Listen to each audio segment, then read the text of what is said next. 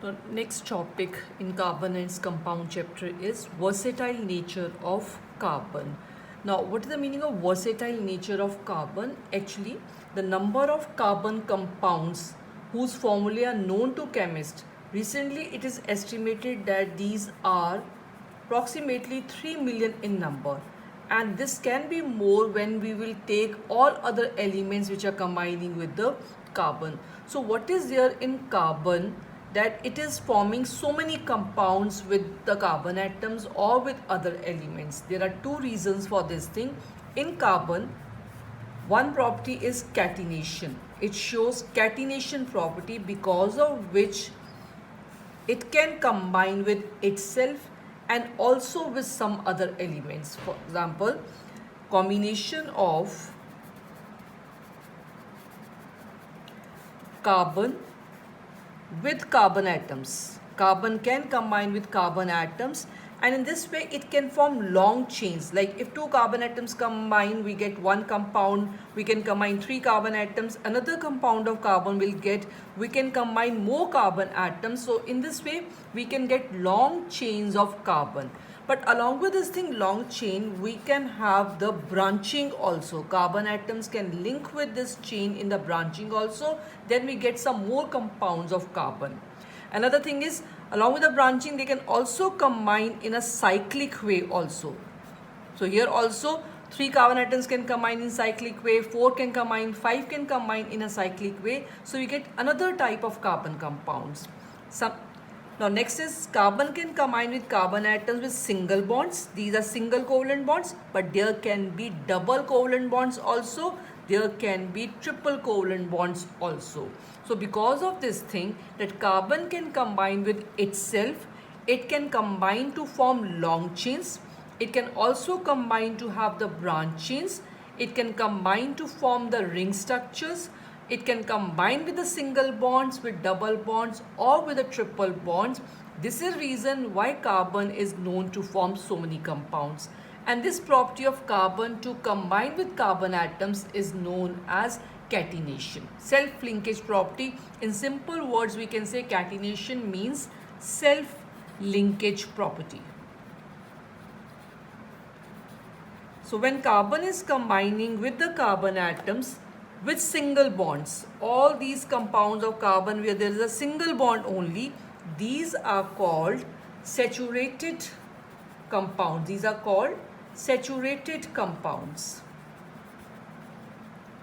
But where carbon is linking with a double bond or with a triple bond, these kind of compounds are known as unsaturated compounds. So carbon can form saturated compounds, it can form unsaturated compounds also, and no other element shows the catenation to the extent that is seen in the carbon compounds. There are other elements also which show catenation, but not to the extent that is shown by the carbon. Other atoms can, like silicon, can combine with the other elements also. Approximately 7 to 8 atoms can combine, but in case of carbon, even the 100 carbon atoms can combine, 200 carbon atoms can combine, and these are stable also.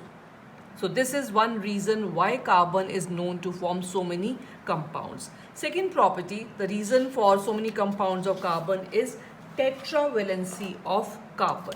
Tetravalency. Tetra means 4, valency means combination. It is using how many electrons? 4 electrons to combine with other atoms. So this is tetravalent in nature. We know valency of carbon is 4. This means it is capable of combining with 4 other atoms of carbon. So one carbon atom, it can combine with how many carbon atoms? 4 carbon atoms. It can combine with other atoms also, like hydrogen also. It can combine with the halogen also.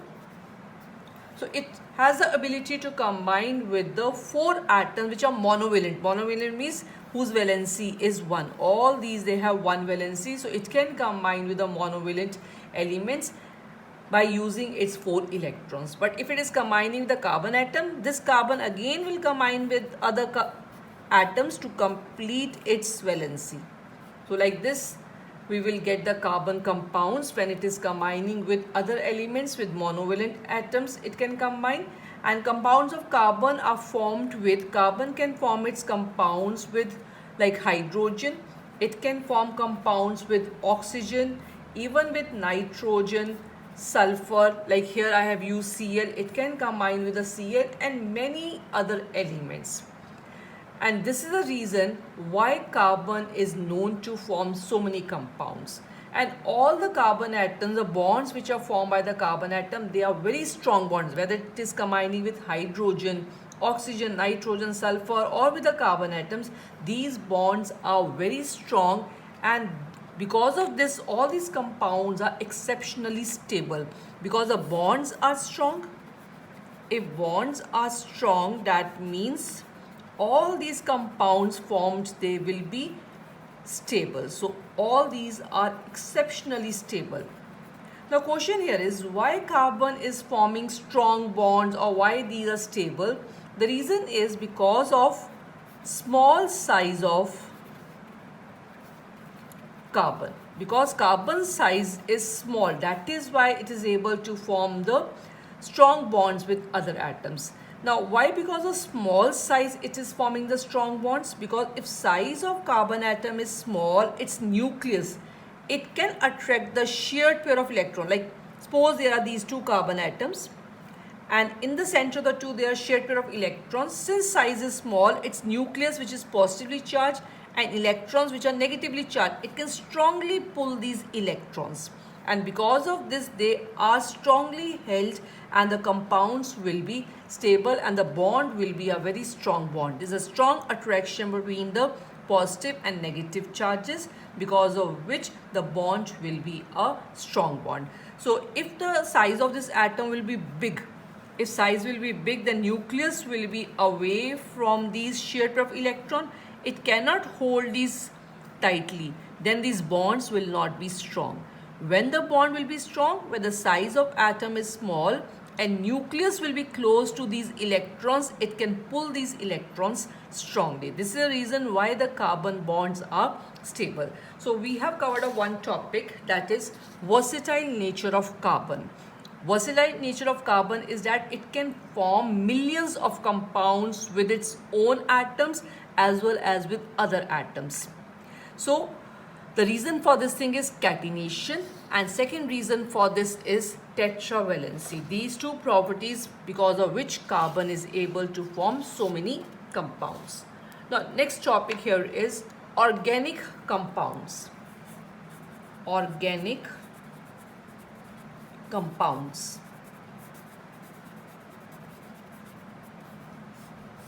Now what is the meaning of organic? Organic means living. So the compounds which are derived from the living matter, these are known as organic compound. We have seen 2 characteristic features of carbon. Its versatile nature is because of its tetravalency and because of catenation.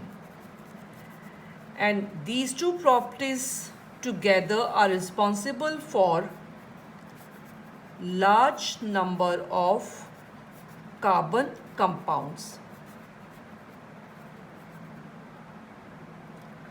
Now, in this case, even the carbon can combine with the other atoms also. It's not necessarily carbon will combine with carbon atoms only. It can combine with the other atoms also. It can combine in a straight chain like we have done, in branching, in ring form also, by single bond, double bond, and by the triple bonds also.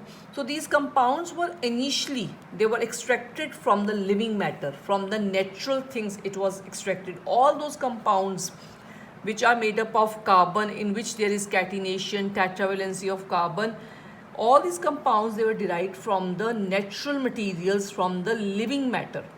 So it was thought that all these compounds could only be formed within a living system, because it was not possible that time to prepare all these compounds in a lab. So that is why scientists thought maybe in the living system there is some important force is there, some mysterious force is there which is required for the formation of these organic compounds which are there in the living matter. So they thought some important force is required and they called that as vital force. So they thought that it's not possible to prepare these compounds in the lab because scientists were not successful in making these compounds in the lab. So they thought there is some important force required for the making of these and called that as vital force. But accidentally, Wohler scientist, name of scientist is Wohler, in 1828 he prepared one organic compound, urea, in a lab. It was accidentally prepared by Wohler. So when it was found that this compound is found in the living matter, then there was a serious blow to this vital force theory. Scientists said that there is no some vital force required for the making of these compounds. These compounds can be synthesized in the lab. And after that, many compounds of carbon, they were synthesized in the lab, and millions of compounds so far we are able to synthesize.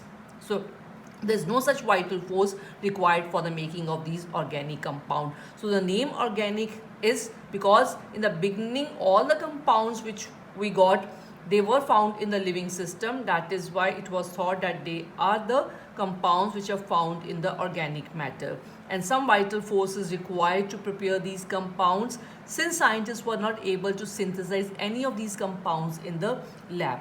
But accidentally Wohler found this compound urea from the ammonium cyanate, and after that a serious blow was given to this vital force theory. But some of the compounds of carbon, like the carbon monoxide, carbon dioxide, like calcium carbonate, hydrogen carbonate, these compounds are not found in the organic chemistry. We don't study these compounds in organic chemistry.